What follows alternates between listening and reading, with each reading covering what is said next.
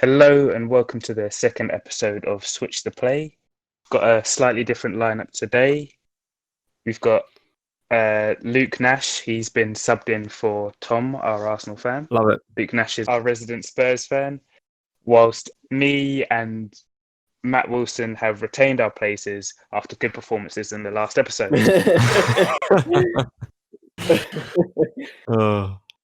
Oh dear. So lots to talk about today. Lots. Obviously, the main one being that Man City have had their ban overturned. Boo. Big boo. Boo this man. Boo this man. Oh, who's starting off with that? I mean, let's be honest. We all saw it happening. Yeah. Yeah, it was never going to uphold. I saw when the documents were leaked, I was the first one to say, this will come out of something and we'll have some sort of inquest and someone will, get upset by it and it will cause up riots and in UEFA and it would go to CAS. And I just knew straight away that it'd be overturned. Because that's what City do and UEFA have got no bottle. I mean, it's true, but to be honest, I actually think it's fair enough. I think it's fair. They haven't done, from what I've read anyway, they haven't done much worse than a lot of other clubs do. Like a big money ban. Yeah. Yeah. If you look at it statistically, PSG are significantly more guilty for it than that's what they I was going to say. I don't think by any means Man City are completely innocent. No, they're not. But I believe there's a lot more teams that will need to follow the path of Man City if they were to be banned from European football. Yeah. Yeah. I also think it would be a shame, to be honest, because for English football especially, they're one of our stronger teams. It's like embarrassing. Currently, they're the only ones left in Champions League. No, Spurs are. How? We didn't play our second game against Leipzig. Oh no! Yeah. Yeah, but you're going out. That's Chelsea is still in it, but we're not. We're not Fossil going through, football are we? is superior. Fossil football.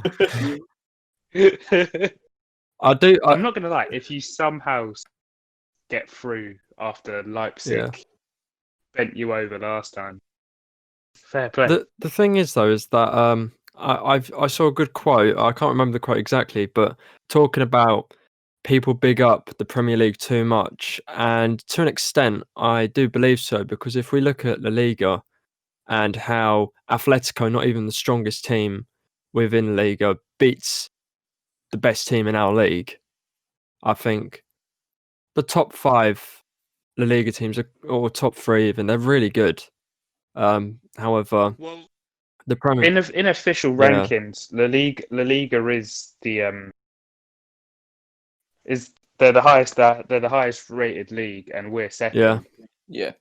And I think it's more, rather than the Premier League getting hyped up, I think other leagues get pushed down. Because I personally think, obviously there are some weaknesses, but the Bundesliga is a great league with a lot of young talent. La Liga is in terms of technical ability of the players, I think it is far better than the Premier League. Yeah. It's just that the Premier League's probably a bit more unpredictable.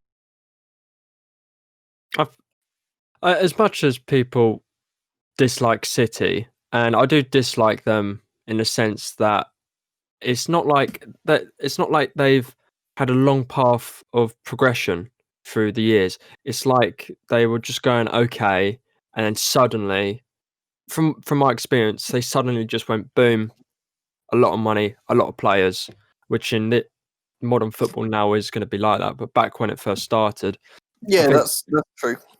Weren't Chelsea the first team to do that though? Yeah. Yeah, back in 03 or 04. I don't think people realise that, like, even though they spent both Chelsea, City have spent loads of money, they've been very smart signing. You have to get him to play, and I'd agree with that. More so post Mancini. I think the Mancini era, where they first won their league, and especially under Mark Hughes, it was very much just sign what they could and sign players for the sake of signing them and having big players. And there was no sort of plan, but there clearly is with City. And you, as much as I hate them, you have to praise them at what they're doing and how they've done it, because they've got a clear identity. And even when Pep leaves, this will still be in there, and they'll still have this philosophy of signing these types of players, and it will be a force to be reckoned with. Because I think about, like, some of the signings, like when they signed Aguero, David Silva, and Yaya Toure. Yes, they, for the time, they were big money signings, but they weren't ridiculous, and those players have more than proved their worth. 100%. Well, Mendy. Let's forget about Mendy. Well, I'm talking about when they first became the Premier League powerhouse. Yeah, I'd have to question. I have to question some of their recent transfers. I think they were a bit desperate to stay ahead of Liverpool and just went a bit mad. I mean, they're already good. But then again, you've still got players like Laporte and Sterling, who they signed and who have done incredibly well. Like, especially Sterling, like, since he's joined Man City, he's improved significantly every 100%. single season. Yeah, he's a really good player, and you look at the team now, they're second and they're beaten to they've got 10 goals in 2 games. And you think of all the people. It's a joke. It is a joke, and it's even more a joke if Messi was to join Man City. It would be unbelievable. It really, but is it? How much are they going to get him for? And with his age, is it worth them spending that sort of money? They don't need him. There's clear proof of that. I think Messi is coming to the end of his career. Like we were speaking before, like, as much as age might not matter to Ronaldo or Messi, 2 players at the top of their game still, it in reality it does. They're going to slow down in pace. He's still going to have that freakish dribbling ability, but it's vision and everything that is, he's been gifted that.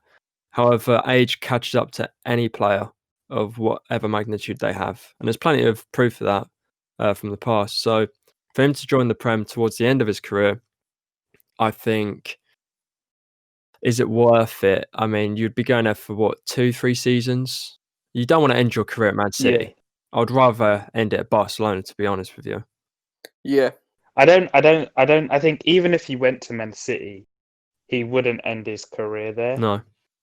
Because it always interests me about Messi and Ronaldo, because you're looking at them and you're like, age is slowing you down. Not ready yet. But then their stats show that they're sort of improving.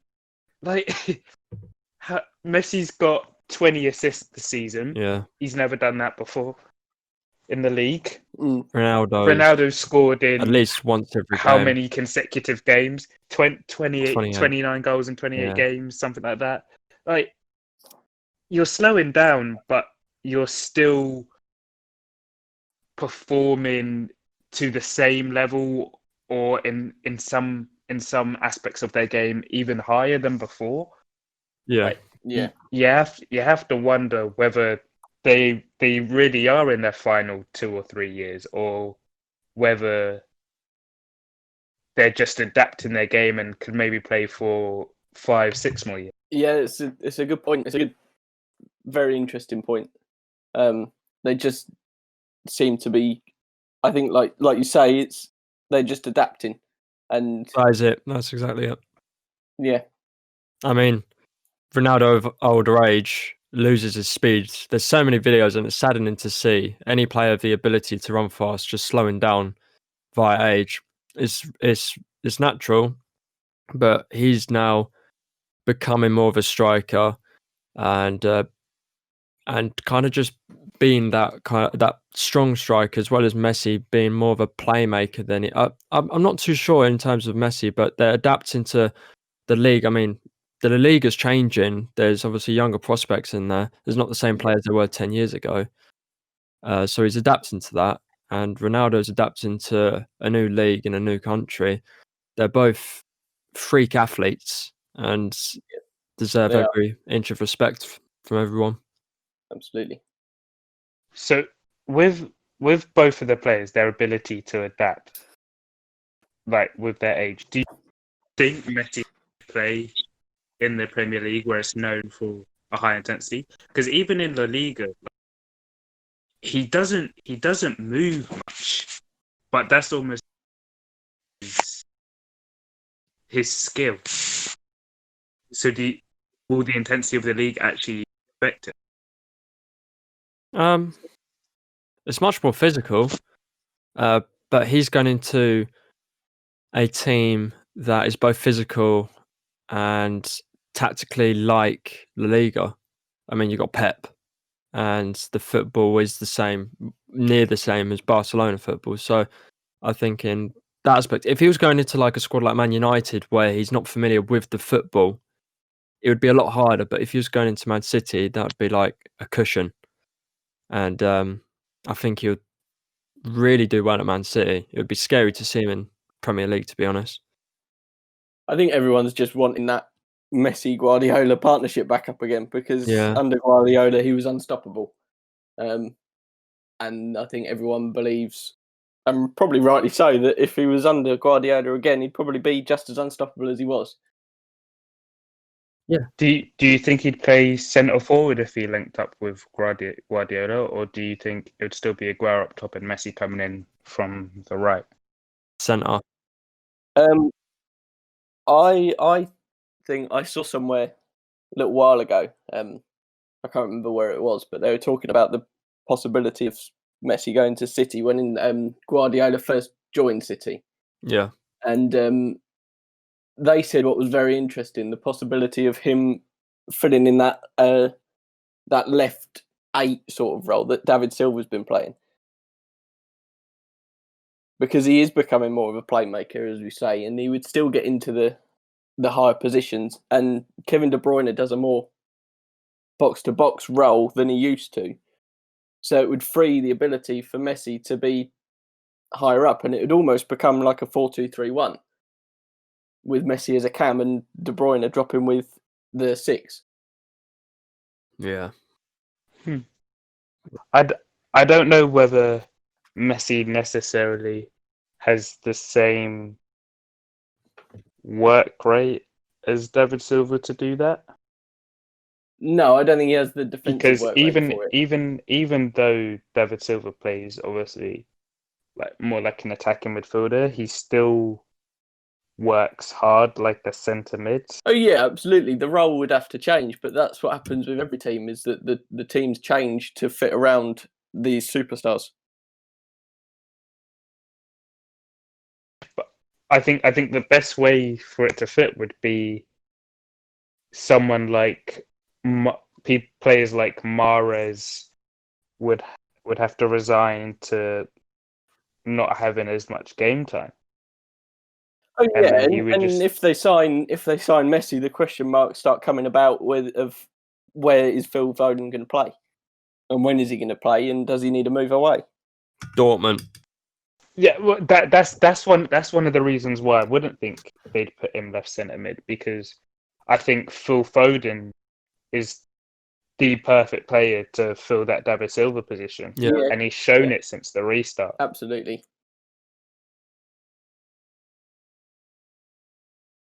I mean, I've always said how good he is, and I feel like sometimes you lot don't fully agree with me because of his lack of game time, but he is the best English talent out there, in my opinion. Yeah, I think I still yeah. don't think I've seen enough of him. But since the restart, it's clear to see that he is an incredible talent. I watched a lot of youth football, especially.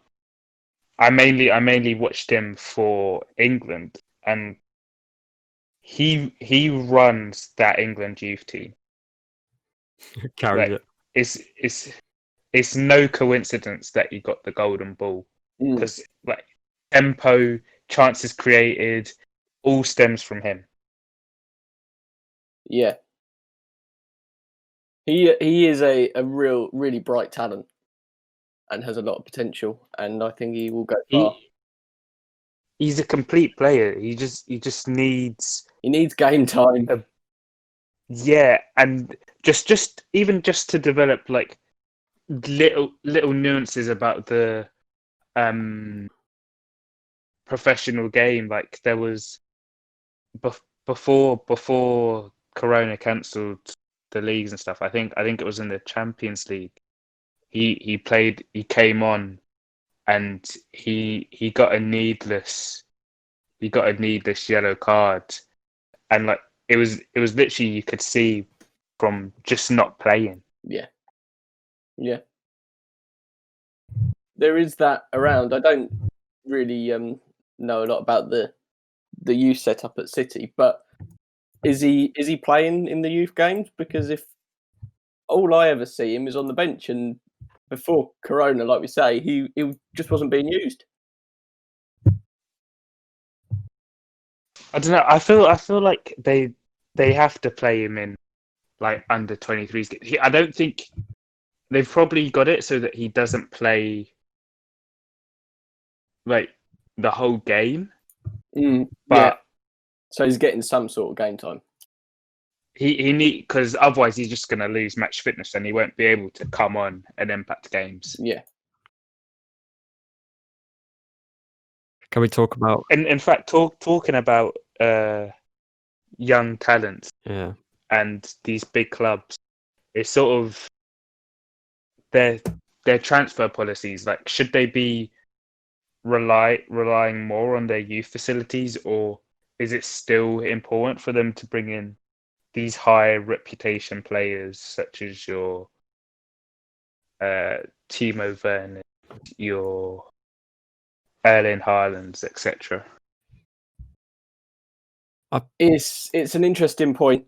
I think it's important to try and find a balance between that. I think there needs to be more needs to be done in the way of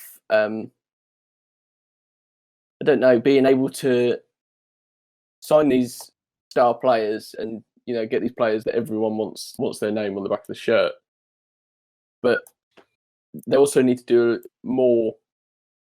And there are teams that do this, but they need to do more to try and use these signings and still give game time to the younger players. Mm-hmm. I think having a good national team with prospects really does help the league that you're in. I mean, especially in the last year or two, or the last 3 years, we've had a lot of young, really good players. I mean, Rashford coming in to Man United, Foden obviously for Man City, Greenwood for United. And I mean, you could, I guess, say Tanganga's coming through the ranks at Spurs, but there's a lot of English players that are becoming really good, which I think may have an influence on the managers thinking to themselves, well, if there's a lot of good prospects, especially coming through the England ranks in terms of national team, maybe I should try and use where I can possible the young prospects in the club that you're managing. I think having good young prospects that are English for the England league, like Spain for the Spanish league, I think that does put some kind of a responsibility on the manager's shoulders to use those younger players. And I think you can't just buy every single world-class player for one team. I think Real Madrid have been accountable for that many times. But for the last few years, I'm really liking how the young prospects in the Premier League are flourishing at the moment. I think we really have seen a shift because the England team has always pretty much all the players have come from the Premier League. Yeah, So when the England team is performing, it means that young English talented players are getting their chances at their respective Premier League yeah. clubs. Well, apart from Sancho. So and I think, well, yeah, but even he could have been like it's not like Man City didn't want him He wanted to go. to play No, it was first team his football. decision to leave, wasn't Yeah. it? Yeah, What a decision. Should as well. be. like I think Sterling personally was the one that started it all. The way he broke through at Liverpool. You think? I think I think that's when it started to shift. Yeah, that could be a stat. Yeah, When I agree with Because that's a similar time to Harry Kane as well. that. Yeah, very true. And then now we've got so many players on the list for whatever that young player award is called. I forgot the name of it. young For- player award, It's got like a Golden proper. It's Boy. got like a proper name. golden boy. Golden Boy. Yeah. That's it. Golden Boy. I was gonna call it Golden Ball, and I was like, that's not right. That's goal scorer. Yeah. Well, actually, that's man of the match. Golden Boot is goal Oh, scorer. yeah, true. But yeah, we've got so many English players on that. Phil Foden, Hudson-Odoi, Mason Mount. Yeah, we have. Like, yeah, obviously, managers are going to look at it and be like, "Hang on, if all these players are on this list, then surely they're good enough to be fighting for first team bases." Yeah. I think I've just gotten up a formation. Well, not a formation. Yeah, I'd say a formation or lineup for what people think. If Euro 2021 was to happen, it would be. It's got Henderson in goal, which I think is. I don't personally like Pickford. He's done some phenomenal saves, but I think he's so dramatic as a keeper. I rate Nick Pope, to be honest. Nick Pope's good, yeah. I think Nick Pope's got a little bit more experience than Henderson. Left back is Chilwell. Centre back is Maguire and Gomez, and right back is Trent Alexander-Arnold, which Matt is not going to like because Wan-Bissaka is coming through it. It's kind of tough as well. So going into DM, there's Henderson, Grealish, and Maddison at centre mid, and the striking partnership is Sterling on the left, Sancho on the right, and Kane as centre forward, which is a fairly strong team. Do you know what? I think we should play 3-4-3. Really? Yeah, because it is probably not helpful for players like Wan-Bissaka, but I think you'll get the most out of Trent. You'll get a lot out of Chilwell. Yeah. And then you can still have your wingers in your Rashfords, your Sanchos, your Hudson-Odois. Yeah. Who would you put And in the back three though? Because as good as that works, we haven't got enough quality centre backs. Really? I don't think so. I mean, Not top quality. I think we do. I think Carl Walker at right centre back could be very good. Has experience. Has played there before. You've got your Joe Gomez. You've got Tomori. You've got Maguire. Yeah, you have got Maguire. I think Maguire at the centre. Seriously get disrespected because of the price tag that was put on him. Yeah, but that's like every player. That he is still a quality centre back. He is the most assuring player to have. He's the best centre back Man United have had since Ferdinand and Vidic left, easily. without a shadow of a doubt. In the middle of a back three, I think he's less likely to get exposed to pace, especially if he's got either Tomori or Gomez or Walker on the sides of him, who all three are ridiculously quick defenders. Yep. He's got leadership, and we all know he can head. Like we don't call him Slabhead for no reason. And he can play a pass. His passing range is absolutely ridiculous. And even like dribbling out of the back. Yep. All three of those defenders I've named could. All four of those defenders I've named could do it. Yep. Yeah. I think another one who could fill in at centre back, right-sided centre back, definitely. If you have Trent as a wing back type position, would be Wan-Bissaka, because he's definitely potentially the only problem I have with Wan-Bissaka is his passing, and I think his passing would be more exposed in a back three compared to playing as a defensive fullback in a back four. Potentially, because it's easier to play a simpler pass and just keep the ball. Potentially, but when he's got players around him like Maguire and like Gomez and whoever else you want to put in that back three, it would be interesting. It wouldn't mean he's so exposed with his passing all the time. Mm. And I guess with someone like Henderson or Rice in the centre, they're both very comfortable at picking the ball up and moving it along. Yeah, definitely. Can we speak about the derby? What derby? That mid-table clash last night. It's a shame Tom wasn't here for this. But it really. I personally didn't watch the game. I was out at the time. But from what I heard, Arsenal had it was a phenomenal strike from Lacazette. It was.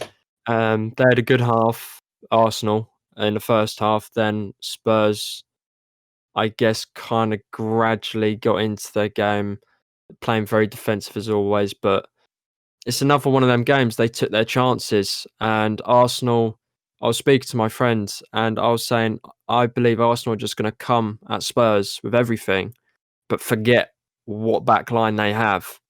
And I think that is what's standard. It's poor, very poor.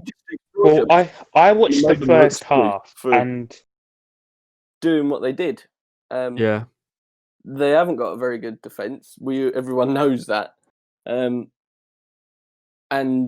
you made them pay, and fair play to you. The defensive football, it worked, and it is what everyone says. It's a Mourinho masterclass, because that's what he does, and he found the way. That's literally most of it.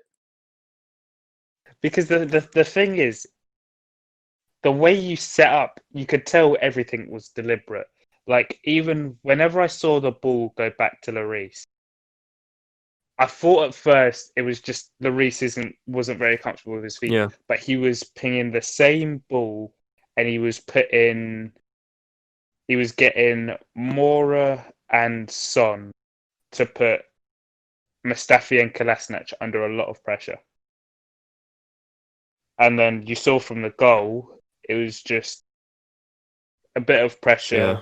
Son nips in, tidy finish. I saw Kane. I watched the extended highlights, and a lot of the time I saw Kane shaking his head and missing chances. He, in my opinion, I didn't see the whole game, but from what I saw, he didn't play very well, and he expects players to pass to him. But a prime example, in the end of the highlights on YouTube, you see Bergwijn just inside the box, like a Sterling Croatia moment. So he doesn't square it to Bergwijn and ends up trying to take it himself. As a striker, at that angle, go for it. However, he didn't put it away. And I think it wasn't the best performance by him. See, I always hear that like strikers are entitled to have a go. Yeah. But at the end of the day, football is a team game. And the way a lot of teams play, wingers are supposed to contribute to a lot of goals. So Yeah. if your winger is in a very good Pass position, it to him. regardless of whether you think you can have a shot, you should play the pass. Yeah. Because at the end of the day, if it means your team win, you look better as a player. I think there's a low key competition between Son and Kane, because Son finishes his chances, no doubt about it. I'm not saying Kane doesn't, but Kane didn't finish the chances he's had, and he could have finished 2 goals off. I think if Kane doesn't There score, was another chance he had where he got called offside for it, yeah, but he didn't know it was offside and he missed the chance. And I'm thinking, 2 or 3 years ago, he would have slotted that. it would have even been a thought whether he No. was going to score or not. You would just know, Harry Kane in that position, it's a goal. But yeah, overall the game is really good. I'm happy we got the 3 points. I think that has put Arsenal out of their misery in terms of will they get European football. I think this, if we win every single game, if we don't win every single game, that is it. There's no glimpse of hope. But with that win there, we should have beaten Bournemouth. We've got a glimpse of hope to go I don't even. and, trial for top 6 at least. I mean, honestly, I think both Spurs and Arsenal are missing out on European football.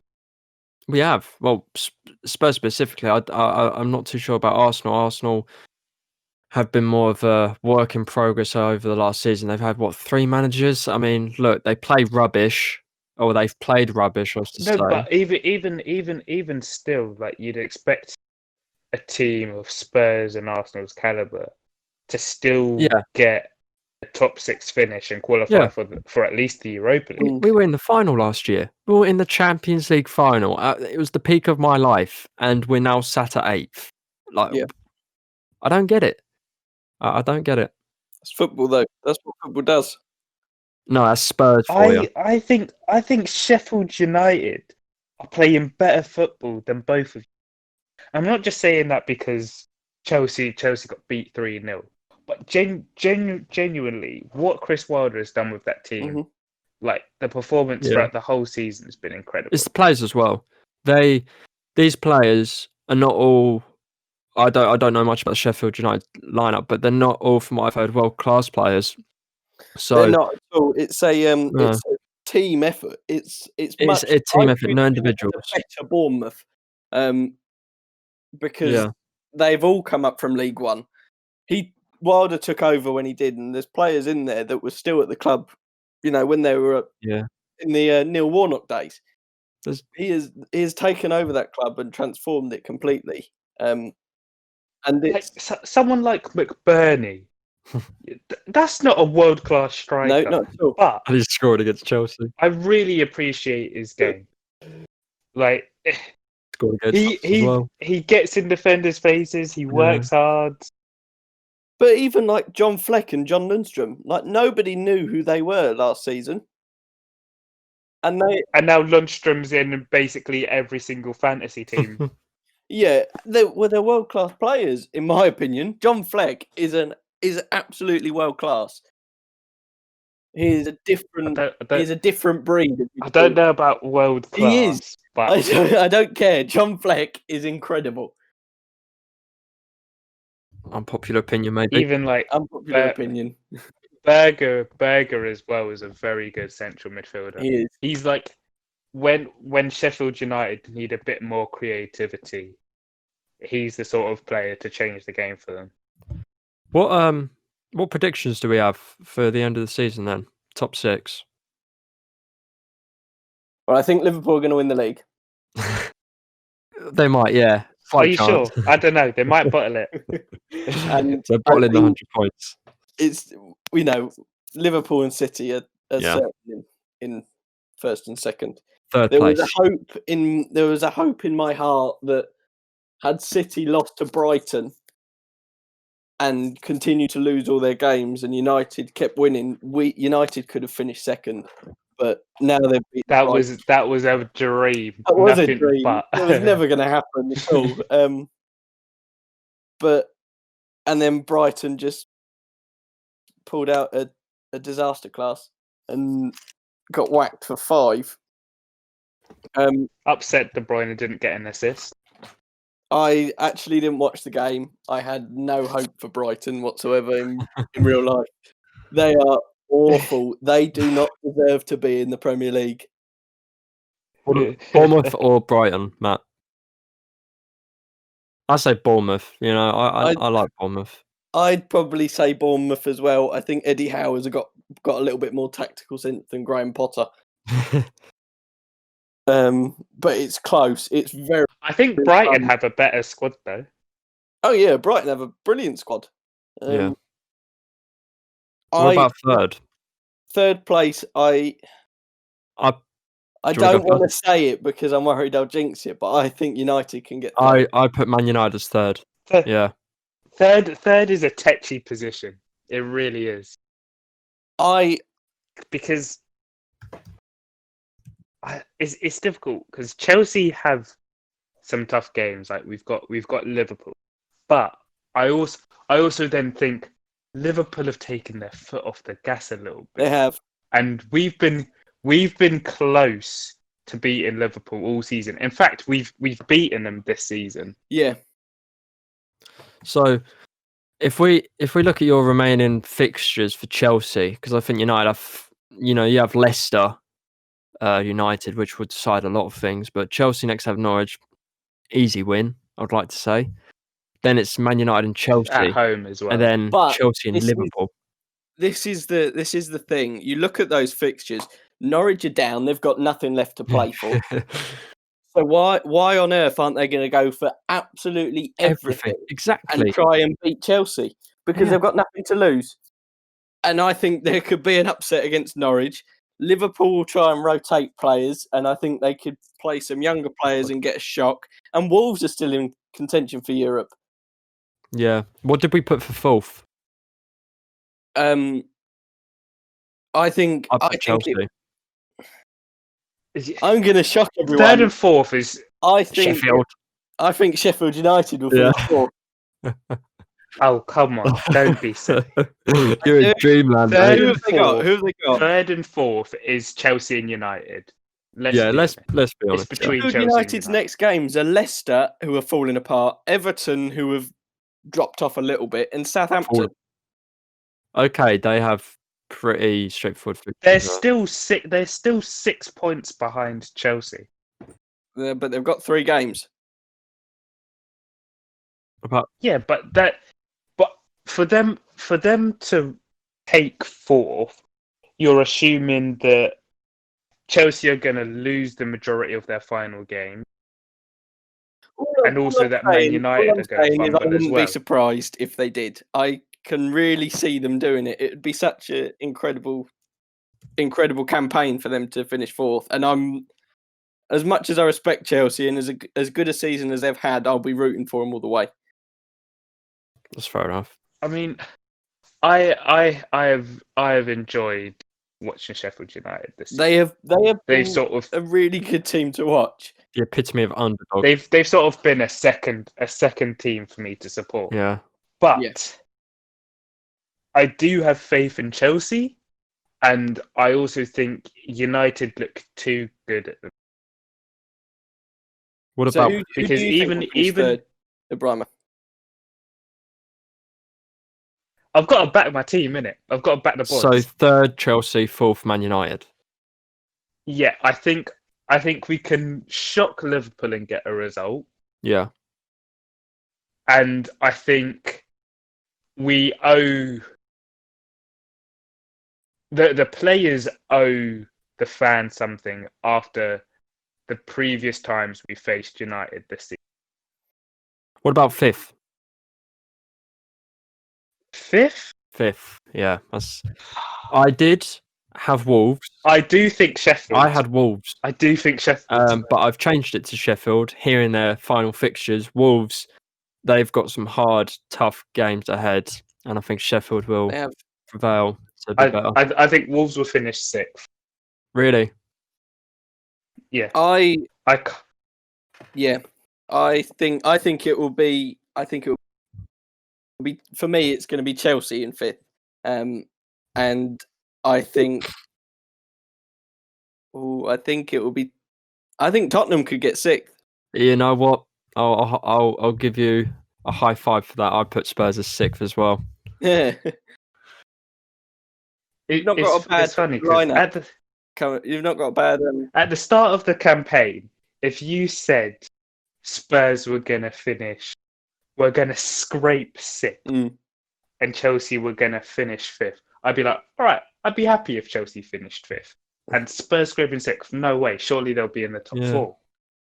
And now I'm like, it's sort of disappointing if Chelsea finish 5th. And like, it's a big push for Tottenham to get 6th. I don't want us to go into the Champions League next season. That might sound like small club minded, but I don't think we're ready.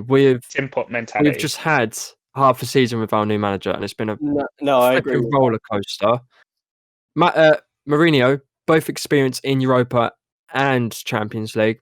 Europa gives us an incentive to not be comfortable and be in a comfort zone. That we've got to go and win this trophy for the fans and for the club, and then to go into Champions League football where we can hopefully get a bit more successful as we've been in the past. I'd agree with that completely. I think it would actually be it would be a good chance for you to get a trophy. It would. I'd honestly, I had a dream that we won the league. The Champions League. Yeah, and then I woke up. Nice dream. Yeah, I don't have to have dreams like that. Yeah. Oh, great. I would be very surprised if Tottenham don't finish above Leicester.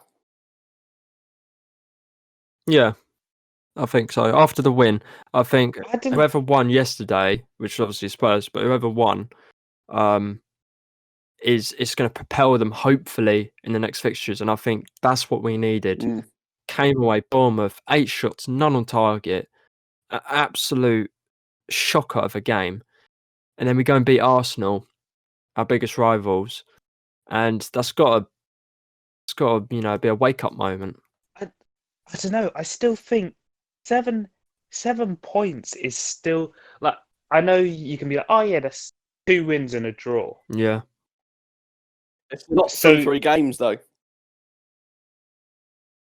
Mourinho got 12 points in like 3 or 4 games. I remember when he started.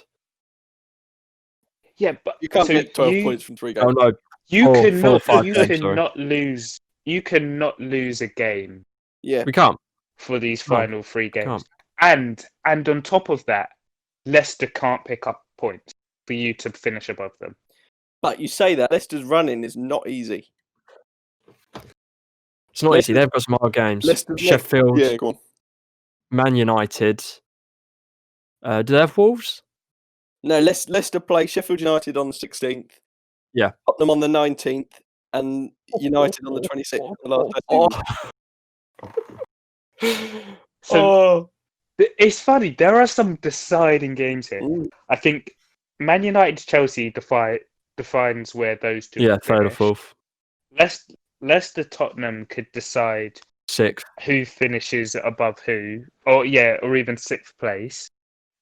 All of Wolves' games pretty much decide where other people go. Like, yeah. The fixture list has banged it, to be honest. Everything is a must-win game for both teams. Third to 9th, every single game is a must-win game. But even the relegation zone, I mean, Bournemouth are really showing signs that they could be hinting at a comeback. Watford and West Ham are only 3 points off Bournemouth in 18th. And Brighton are only 6 points. I mean, even Brighton. Yeah, I was about to say, even Brighton are within. They're not safe. Touching distance.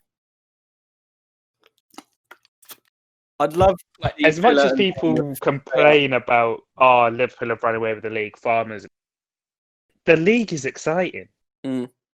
Yeah, in It every is aspect. very exciting. Yeah. Someone's won the league, and all of us, I mean, respectively, we don't like Liverpool, but there's so many people just talking about who's going to be in the next top 2, top 3 positions, and Yeah. then who's going to be in the relegation zone. You don't hear that from La Liga or Juventus or the French league.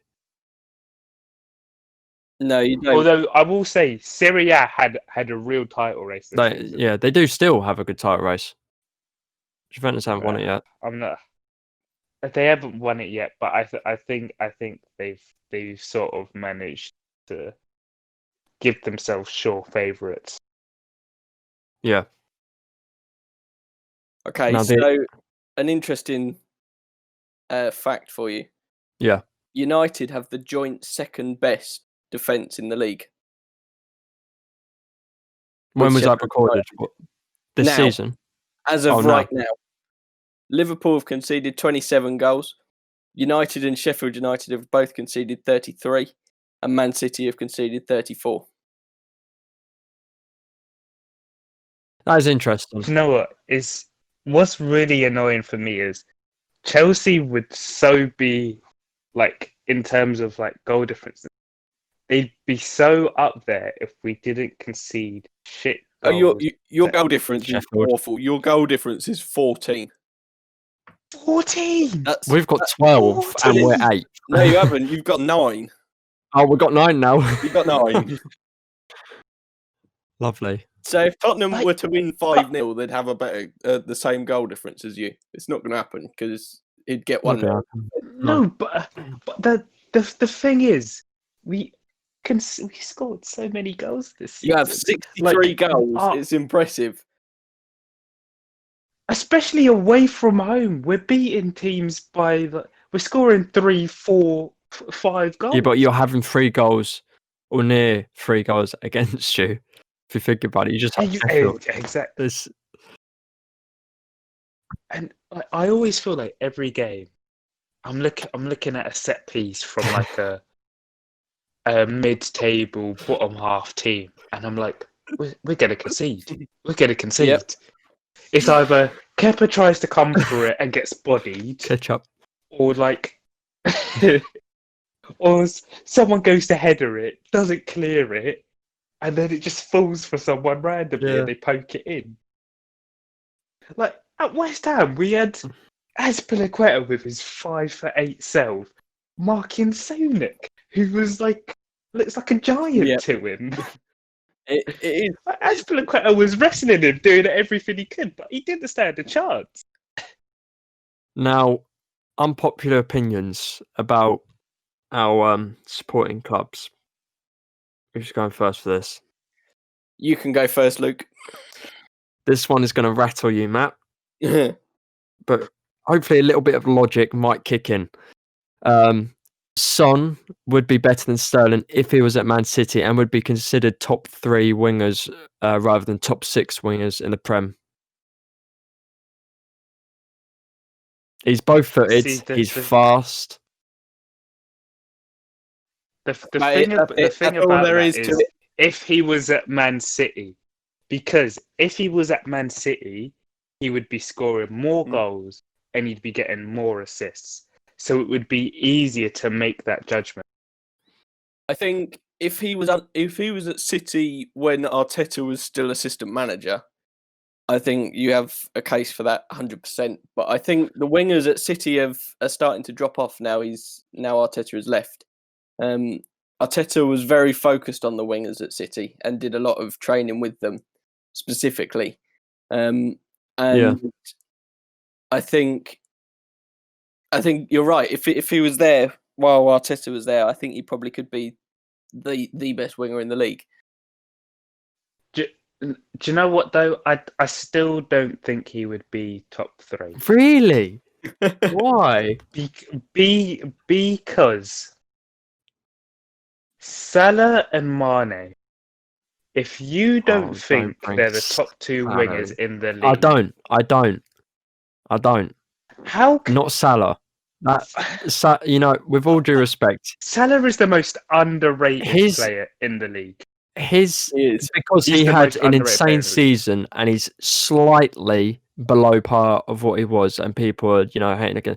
I don't have a problem with But the thing Salah. is, slightly below par. Yeah. He's still above everybody else. His goal yes. contributions is absolutely ridiculous. It's the football they Like play, people though. are saying he's having a bad season. It's the football they play. Firmino's in a false nine, so the wingers are, if I'm right, I'm thinking more relied on to score goals. Yeah, Which can contribute to him having more goal contributions than, let's say, Son, for example. I like Salah, but there's so many chances he's missed. His finishing can be pretty bad. Can be amazing. But then there's so time. many that he scores. There is. So you put in the chat the other day that Son joined an exclusive club of 10 goals, 10 assists. Salah's 1 assist off, and he's got 19 goals. Yeah, Salah has scored 6 more goals. That is a joke. You can't. As amazing that is, you cannot compare 8th place Tottenham and a transitioning team to peak Liverpool winning the league and bossing it. Yes, but Liverpool also share their goals. Their goals get shared. Salah and Mane get the highlights, but they share their goals. Salah has scored 19 goals this season and provided 9 assists. Yeah. Sergio Aguero, who is the goal scorer for Man City, has scored 16. He's been out injured. How many appearances has he had this season? 24 compared to 31. So it's close. Yeah. I mean, it's close, but that's a lot of games.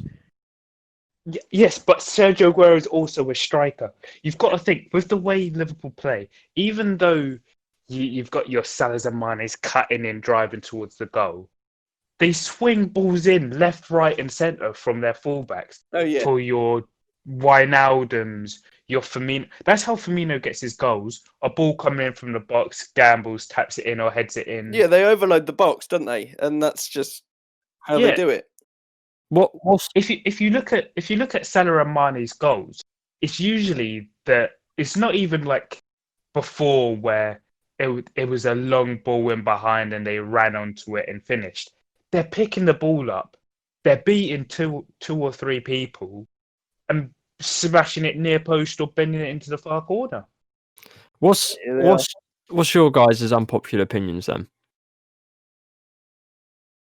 My one is going to. I don't even think Chelsea fans would agree with my one. Go on. Fernando Torres is a Chelsea legend. Right. So hang on.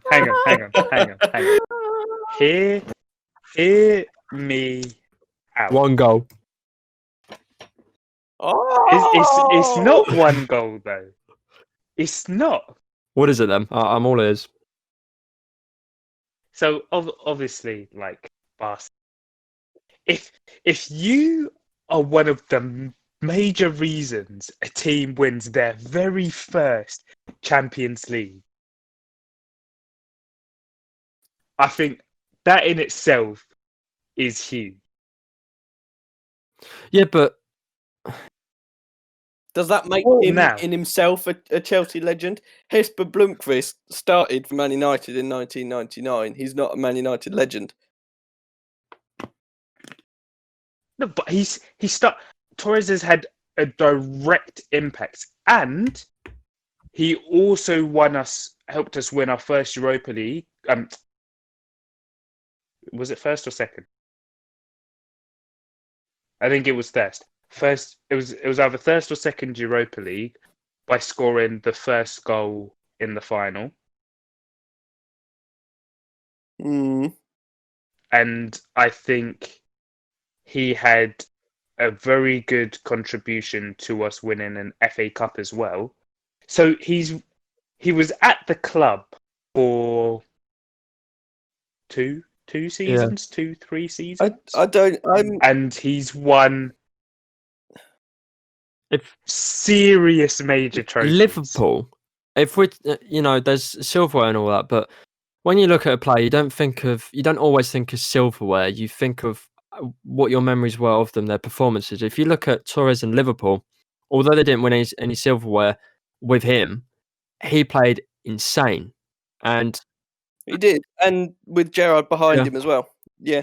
So I just don't think you can say that a player is a legend who cost you £50 million at a time where the market was like one of the biggest deals ever. It was the big. It was huge. Played for 2 or 3 seasons and scored 20 goals in 110 games. I think he's a fan favourite for those. Yeah, but the Champions League. I don't think he is. I don't think he is. I don't think any Chelsea fan respects him. His major influences came outside of the Premier League. Like, even if we look at his assists, he got 15 more assists for us than he did for Liverpool.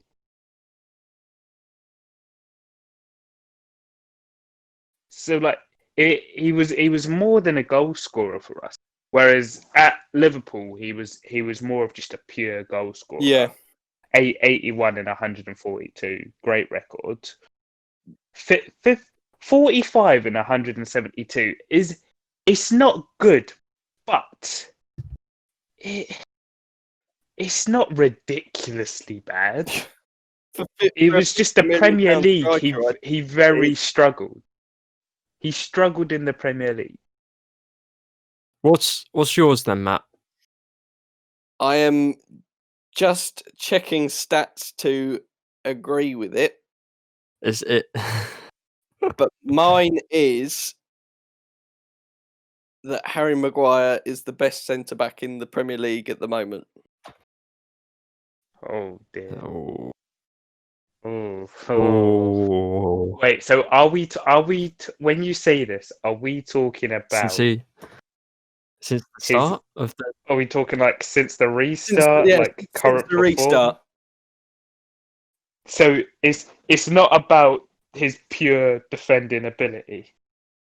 Yeah, well, okay. We'll go a little bit further back then. I'd say probably since January,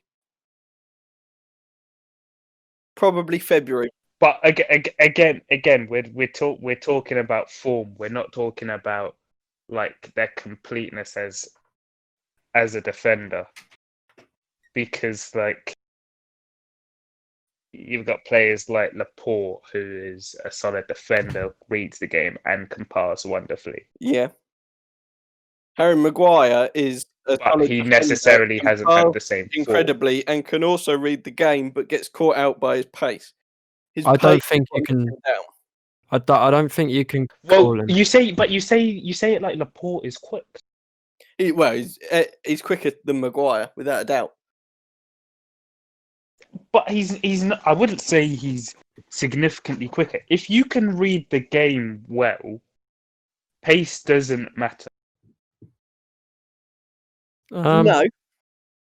But if you've got a striker who's in a straight foot race, if he's in a straight foot race with, say, Jamie Vardy and literally any winger, he's going to lose.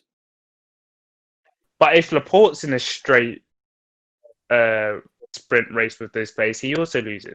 But to negate that, you curve your run and you delay them, because they still have to take you on to head towards goal. So you cover the goal. You don't necessarily need pace to even beat them in that situation. The only time I'd say you'd need pace is if it's a straight ball, and then at that point you sort of expect your keeper to come and deal with it. I think, in my opinion, I don't think individually, I don't think Maguire is the best in the Prem. I think I can see him being the best in the Prem next season for sure, with the progression that Man United are making. It's tremendous how they're playing at the moment. However, I think basing it on individuals, and I think Van Dijk has been. I was about to say Van Dijk. I mean, since the restart, Liverpool have been poor. There's no shying away, in my opinion. They've been poor. They've just won the league. They're probably still on the piss up. I mean, But but even though they've been poor, they haven't exactly conceded a lot of goals. no, because their defence. And Apart as from well, look City, who they're apart playing. from City. Look who they're playing. I mean, what good team have they played that they've beaten? I mean, Everton they drew. Burnley they drew. They beat Brighton. They I think lost, Brighton. yeah. Yeah. I think. Yeah, but them being poor as a team, Yeah. doesn't No, mean not at all. That's why I'm saying Van Dijk's better than Maguire. has been in better form Yeah. and is a better defender. I think Laporte is better at the moment, but I think next season we'll see how this Man United team and how the individuals are going to play. Because that Man United have been in transition, so it'll be easier. We are coming now out of the transition. I think we need a centre back, some reinforce. Well, I don't even know if it's reinforcement. I think we need another midfielder instead of Maguire and Matic, and so Matic can drop out the starting lineup and be a more. Yeah, he's 32, ain't he? He's good, but we need some. I think there's other players that we can get Just in. signed a new contract. Ndidi, getting Ndidi. If we could get Ndidi, it'd be incredible. I think we also need a centre back who. Maguire is a very calm and very rational sort of player, and I view his personality and the way he defends similarly to Ferdinand, because he's not that absolute maniac like Vidic. So he needs a Vidic type player, someone who is an absolute nutcase and is an incredible defender. Go on, get Lovren. Who can get the best out of him, and who's quick as well. Because if we can get somebody quick, it would be ideal to make up for it. Upamecano. I'm not sure he's a nutter though. I don't think there's enough. Arsenal going for Upamecano. I think. Yeah, but you don't necessarily need a nutter. You need an aggressive defender. We need a strong tackling, quick defender. Upamecano. Yeah. I do think he's the best option.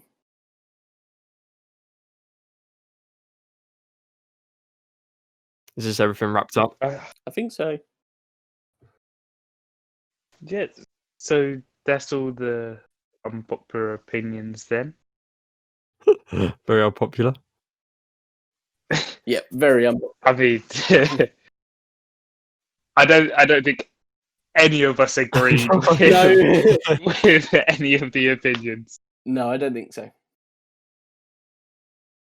But I guess that covers everything for today. Thank you for listening. And at this rate, you might get a third episode out of us. Hope you enjoyed and tune in next time.